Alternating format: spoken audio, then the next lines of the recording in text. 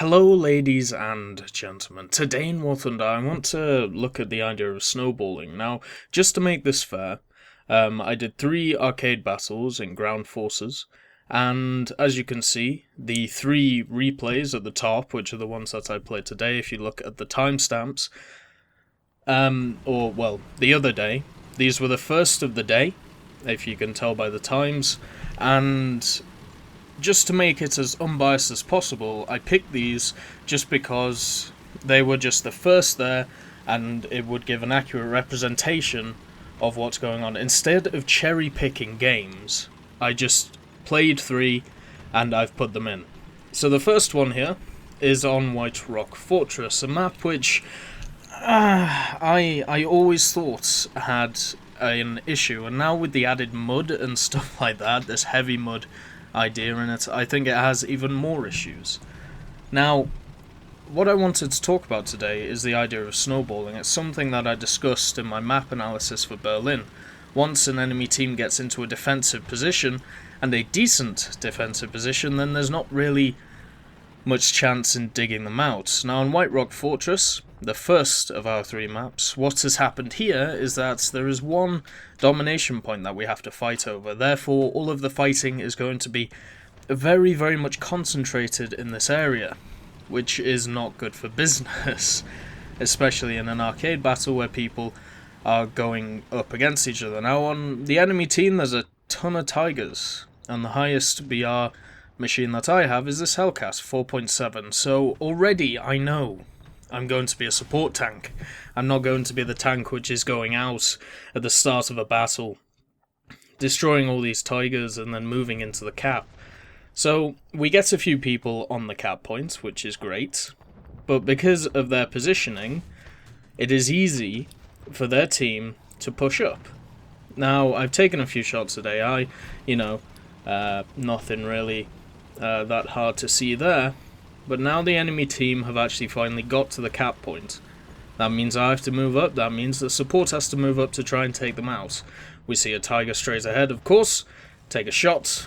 I believe I bounced off him because I was using just the normal ammo instead of the APCR, because obviously over this hill I couldn't see what I was going to go up against. There's also IS-1s, which are assholes against the Hellcat, and there's a lot over here. Now, as we can see, the enemy team has taken the point. What also the enemy team has is tigers and some IS series tanks, some heavy tanks basically, all defensively dug in around the point. What do we have? Nothing really. We have a few guys trying to attack. I mean, there's me trying to do what I can. I'm a one-shot to any of these guys. I'm trying to take a hit, get out of there as soon as possible. If I take any damage, especially to my engine or to my gunner or something, this Hellcat's going to be pretty useless. Now, you could say, yes, I could have taken a heavy tank. I could have taken something like the M6 if I wanted to have a death wish, or even taken a Tiger itself, and yes, it would have been better. But sometimes I like to try and rely on my team. I like for them to do decisions. And now here come the problems with the idea of snowballing, especially in arcade. It's also kind of true and realistic, but to a lesser extent. And there's the first hit I take. Goodbye everybody in my turret. So, as we can see, there's a bunch of artillery firing all over the place. I'm an open top tank. I'm very susceptible to artillery, even if it lands 20 meters from me. Now, because you've taken the point, if you're on the enemy team right now, you've taken the point. Therefore, over time, you get just points to your aircraft, to your aircraft spawns and your artillery, if you have artillery. Yes, a lot of these heavy tanks don't have artillery, but there are a lot of medium tanks around them which do, and as you can see, they are just bombarding our side of the map with artillery. And because they've taken the points, because they get points over time, just by sitting there, just by having the points, they don't even have to shoot anything. They can just sit there and enjoy life. Then it's very hard to approach, especially if I'm in something like a Hellcat.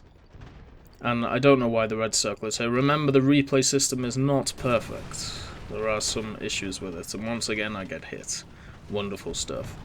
But anyway, because of the fact that you can just sit there and spam artillery, it's very hard to approach, no matter what your tank you're in. One of the beefiest tanks in game, the first Jumbo, with the 75 on it, I absolutely adore driving it, but it is an artillery Magnus, because a lot of people cannot kill it from the front, so they feel like artillery is their only option. So what happens is, you just get bombarded with artillery, and the enemy, if they have the point, will always have more artillery than you, unless they have less medium tanks, which most of the time does not really happen.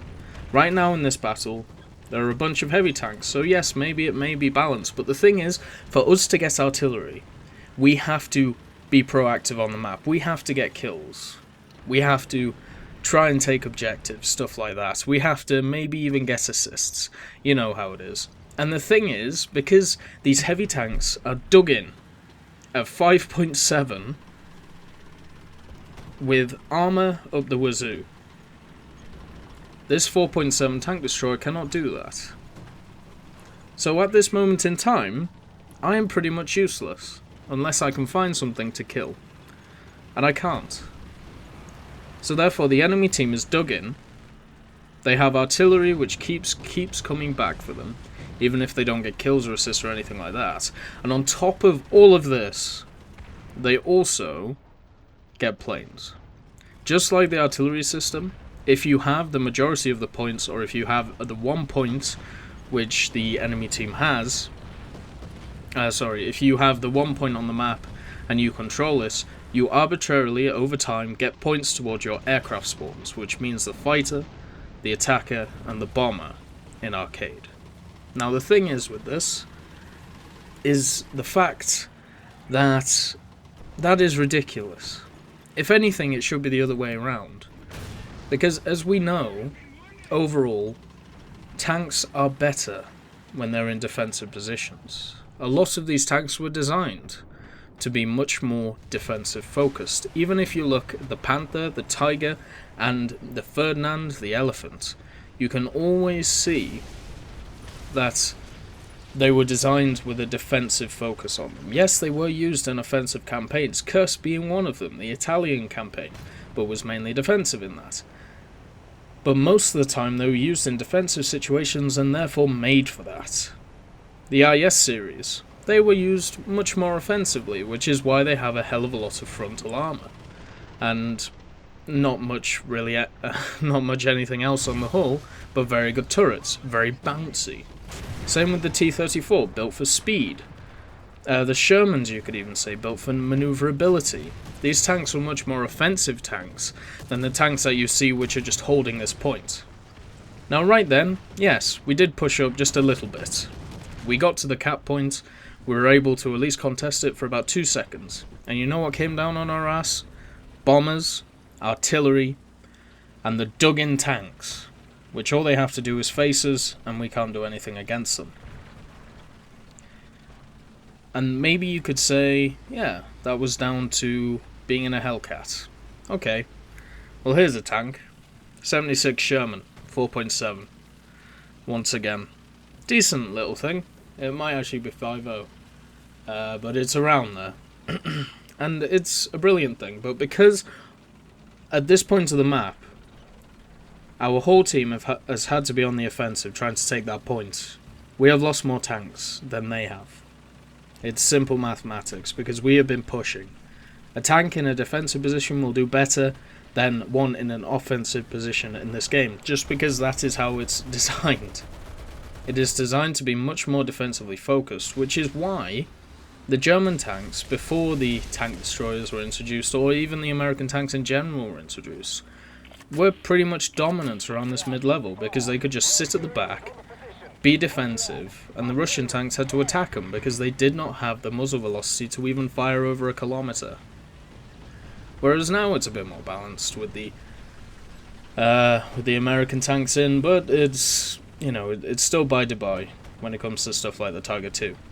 Anyway, our team has been so far pushed back. We are segregated to this little area of the map. We cannot even get near the cap, because basically all of our tanks who have tried to push up have been decimated by the tanks in defensive positions. And if we stay around here, we will die as well. If we move forward, we will also die. If we move back, we will die. We are in an impossible situation here, because look, there's two guys just sat there killing everybody as they come over the rise, because they are in a defensive position. Now you could say, yes, let's go around and flank them. Okay, fair enough. You can't though, because the point is there.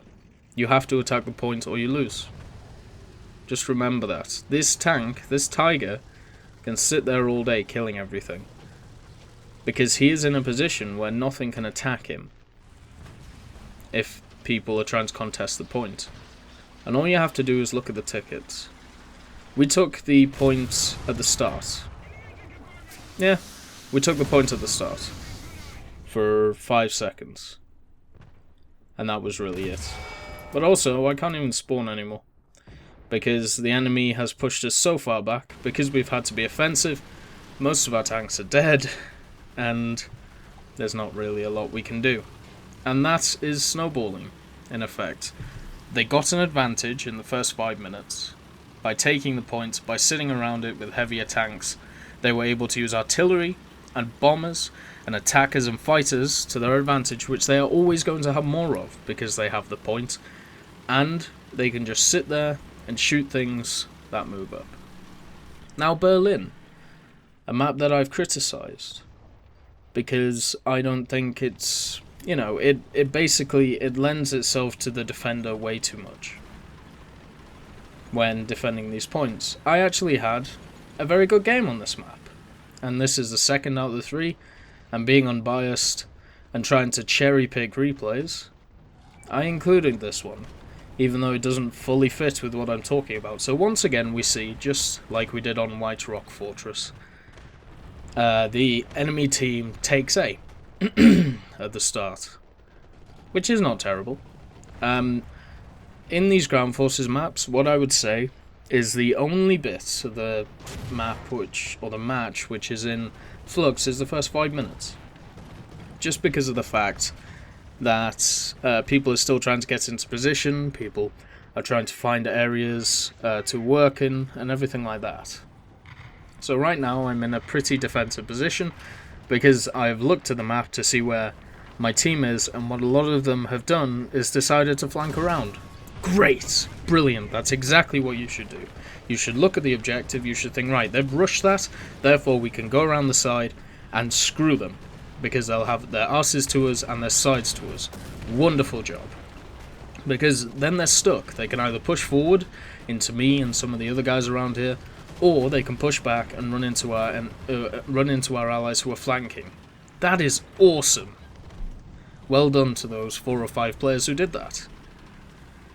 And the thing is, this is why I say it's in a bit of flux, because as you can see, in the first 5 minutes or so, they were able to get around the side, take the points, and pretty much just clean out that whole area because they were unexpecting it. And while that's going on, I'm giving this guy a hard time.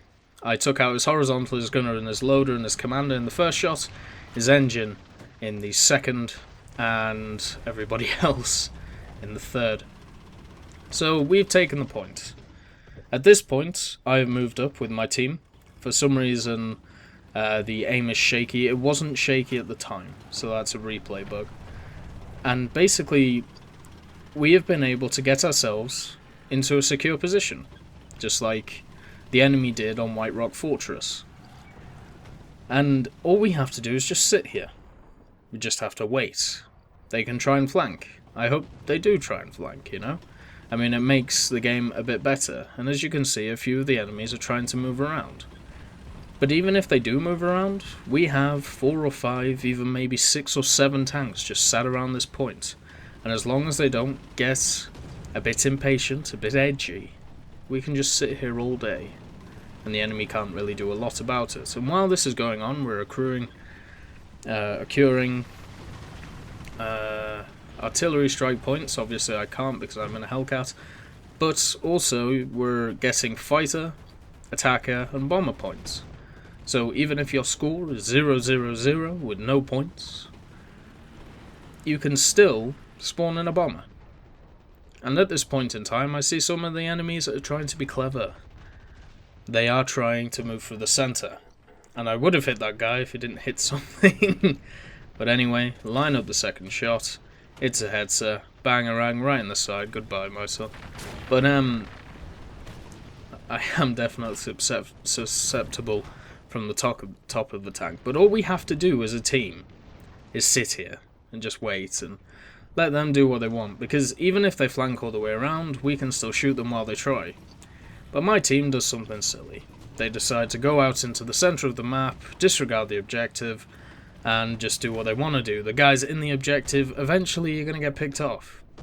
But the thing about the snowballing idea is that as you were getting picked off, people are spawning back in. Or people are deciding to go towards the objective. So whoever dies around the objective should be replaced by one or two other people. Now I see an issue. Our tanks in the centre got taken out. Our tanks on the right got taken out, and the people who spawned in, who were probably the people near A, decided that was a great idea to go down the centre. Because, I don't know. They just decided to do it. As you can see, they're trying to push down the centre, disregarding A, and therefore the enemy team caps it. At this point, there are 3 or 4 enemy tanks around here. I'm still alive somehow, and I decide to get into a plane.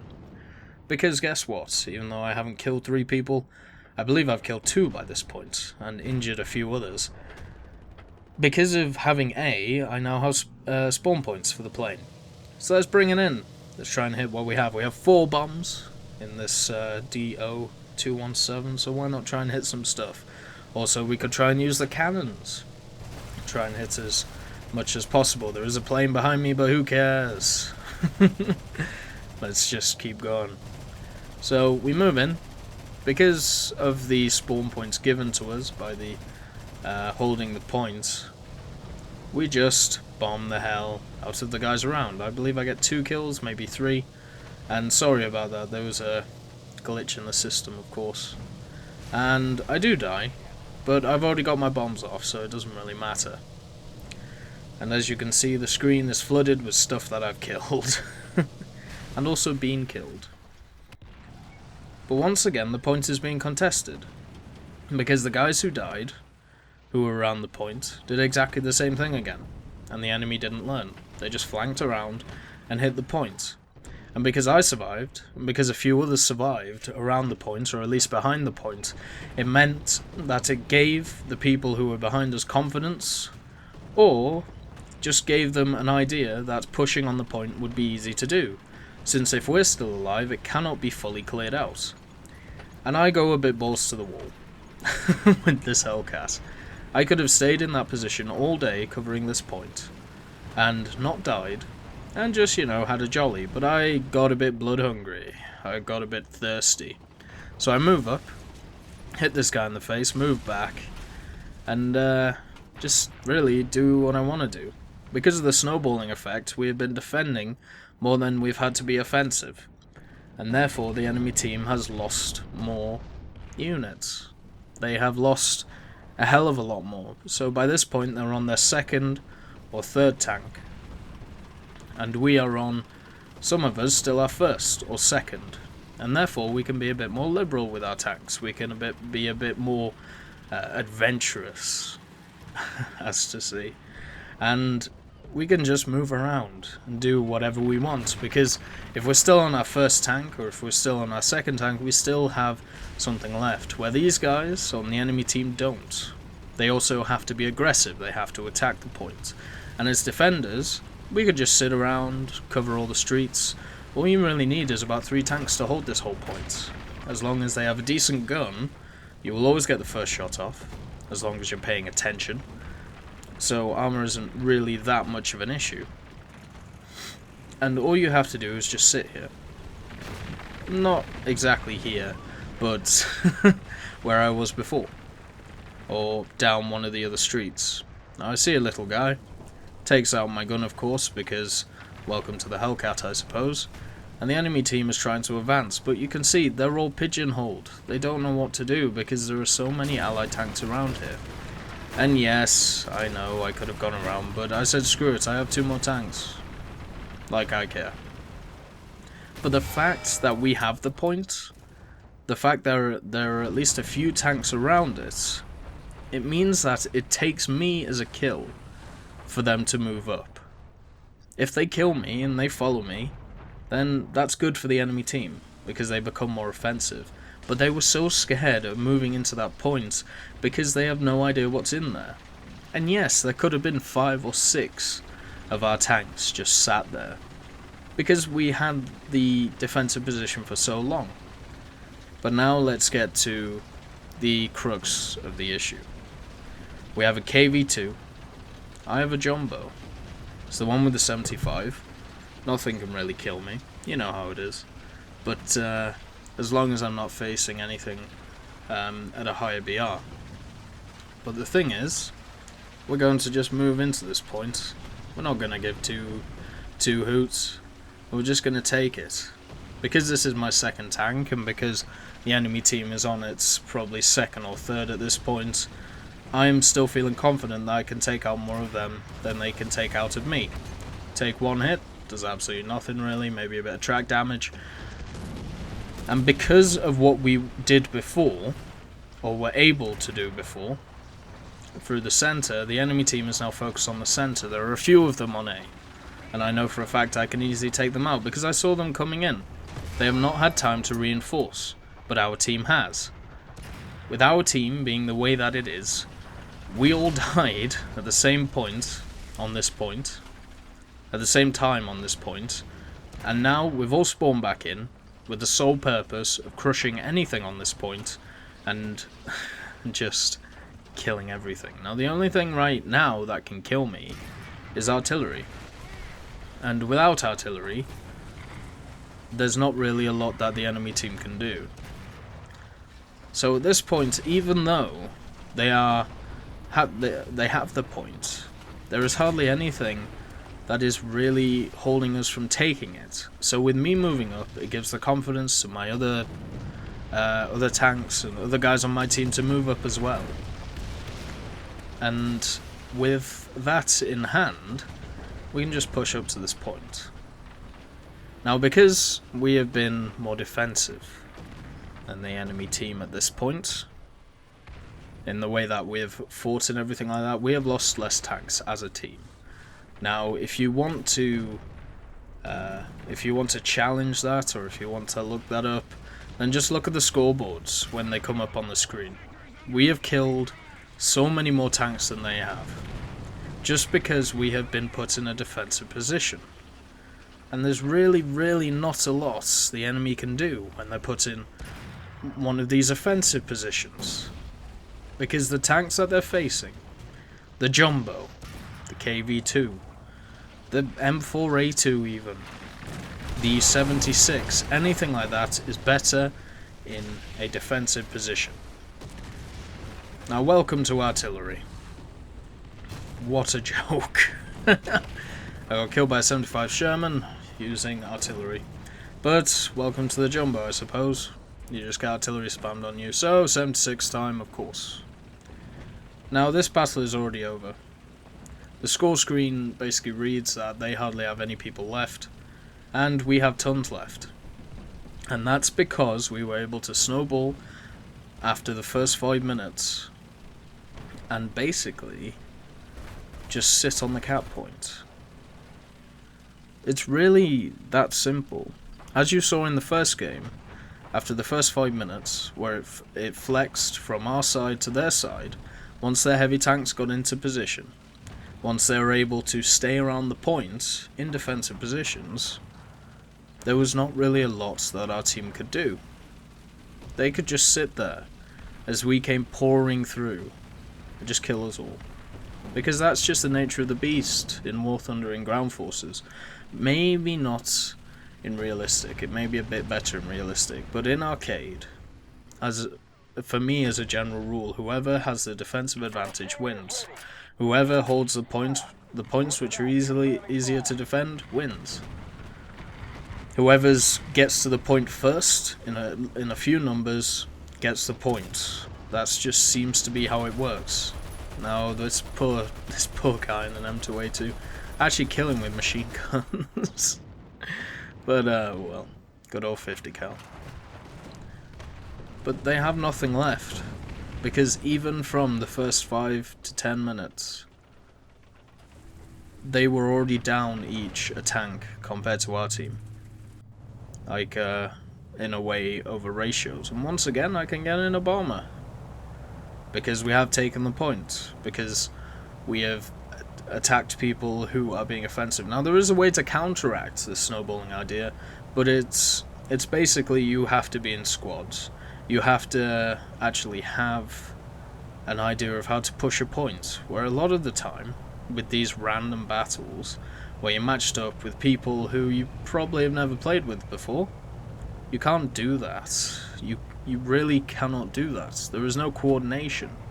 Like, even in any online game, if there's no voice comms, if there's no clear targeting or anything like that, it's very hard to communicate with teammates.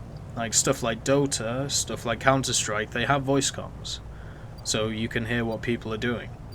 Whereas in games like War Thunder or even League of Legends, it can be very confusing sometimes, and you have to hope that that you're on the same wavelength. Yes, you have these options where you can tell the team, oh, I'm doing this, or I'm reloading, or attack this guy, but still, it's nothing compared to voice comms. And, I don't know, it may help a little bit, but that is one way to counteract it, squads. Squads mean that you can push a point effectively, that you can push together as at least a 3 or a 4-man group, or even a 2-man group, and you can catch the enemy off guard. You can attack one guy with 2 guns instead of 1, confusing him, and therefore move on to the next guy. It does take time, but it is able to get people out of these entrenched positions that they find themselves in. But anyway, on to our third game of the day, and our final game. This is Hurtgen Forest, a massive map which is very much made smaller by Arcade, since the 2 points in the centre are very close, and the one in the south is in a bit of a valley. Now, this is an interesting one, because it may not be pretty obvious from the start what's going on. Like, you may not think it's being snowballed into one team's favour, but all you have to do is look at positioning and everything like that. So right now, the enemy team is taking a point. We have taken a point in the centre. Nobody's really moving towards the south, which is completely fine. You know, it's usually not very much contested. There's usually maybe 1 tank there at the start, even though it's a much easier point to take. But look at where all of our tanks are going. Look at them. They are moving as a group. They are moving across the map with the sole purpose of crushing the enemy. And I thought I'd have the same idea. I don't like fighting in the city, in Hurtgen, or the town, just because it's just bloody annoying. But look at all of our tanks. We are moving in a line. We're basically moving in a column through this town, destroying people one by one. And yes, at the start of the battle, in that flex period that I talked about, the flux period, sorry, where basically the first 5 minutes, after the first 5 minutes, the game is decided. Right now we're in that flux. So, what does our team do? It pushes all the way through the town, murdering anything that I can see, and then moves south. And it's not obvious that the game is being snowballed by this point, just because of the way that you can see the points. Like, the enemy is winning this. Us as allies are losing tickets. But the thing is, if we look at where all of our team is, they're in the centre of the map and they're pushing towards the point. They're pushing in force, they're not pushing as singles. And the only thing that's really an issue might be this point down here, because we don't know what's down here. We don't know what's going on. But the thing is, we do know that there are at least 3 or 4 allied tanks coming to help us. So we'll just stop, kill some AI, you know how it is, just to make sure that it's cleared out. And now we see the problem. So the problem for the enemy team is that they're too spread out. Half of the team went south, half of the team went north, where basically all of our team went north. So the north, whoever spawned there, who decided to stay north, is crushing the enemy, therefore crushing the 2 points in the town. Now these guys up here, on the enemy team, they can hold C all day if they want to, just because of the position that they're in. Now we do have a few guys, very skilled players, trying to push this, and I don't really do anything in this battle, so I get hit by AI. I have no idea where it comes from, and let's see, when do I spot it? Oh look, it's right behind me. Where the hell did he come from? Anyway, hit him in the boot, set him on fire, he's basically dead, but I want to finish him off. But because the enemy team was split up from the start, which is something you cannot change, like, sometimes you randomly all get put on one side if you click random, or sometimes your whole team wants to spawn on one point, which looks like what happened to us. So the most people who spawned in the north of this map on our team just stayed north, took each of the points, because most, or at least half of the enemy, decided it was a great idea to stay south. And because of the nature of this map, we can just pin these guys down. There's no way these guys can get to the city, to A or B. They're stuck at C. There's nothing they can do. And because they were split off from the enemy team, the top part is now stuck in their spawn, if they spawn there. So everybody on their team is spawning in the south if they can. And yes, I get railed by a bloody Corsair, I think. But the thing is, at this moment in time, all we have to do is keep the enemy there. And they've lost. Just because of the way that they spawned. And this is down to snowballing, because with the fact that we were able just to stay in the town, I don't know what the hell hit me there. I think it was that KV-85, but I didn't realise I was invincible still. But because we were able to basically spawn at the top, a decision that was made by a lot of players, I believe I went random, and it still spawned me in the north, even though everybody spawned in the north. It was probably a decision made by most players. We were able just to ruffle stomp them in the town. Completely. And because the enemy team, or most of them, or at least half of them, decided to spawn in the south, they were screwed from where they were spawned. Where they spawned themselves, sorry. How ridiculous is that, when you think about it? And because of that early lead, because at the start we were able to have more tanks than them in the north, we were able to snowball that area, trapping them in their spawn. Look at B. Look at the hellhole that is B right now. It's basically a bunch of our allied tanks sat on B, killing anything that spawns. And at C, it's no better, because the guys who are defending C, they have now died, because we killed them, and now they're moving north, because they're trying to take back B. And they're stuck. They're stuck in the town, they're stuck guerrilla fighting, and they're gonna lose. Because our tanks got there first, because they're in defensive positions, because they have the advantage, they will always get the first shot off. And because they're coming up against tanks which have good, heavy front armor. That is all that there is to this. They lost this, just because of where they spawned. And this map, it stays at 3-0, by the way. Like 3 base points to 0, because the enemy team cannot make up their mind to take 1 point and then move to the other. If they spawn in the north, they die. Look at where our allied tanks are in the north. In the south, we have this button down. The hatches are buttoned down on this side, just because of the way that C is set out. You spawn in the north, you're dead in within 5-10 seconds, depending on how fast how fast your invincibility runs out when you spawn in. In the south, you're still coming up against tanks which are in superior positions to yourselves. As the enemy team, there's not a lot you can do. Even this IS-1, it cannot do a lot against the might of the American army and also everybody else on my team. But once again, artillery hits me and hurts me. Not sure if it kills me or not, but yeah, welcome to driving the jumbo. But I think I'll leave it here. I think my points have been made. The first 5 minutes of any match are definitely a time where everything is in flux. Things can change.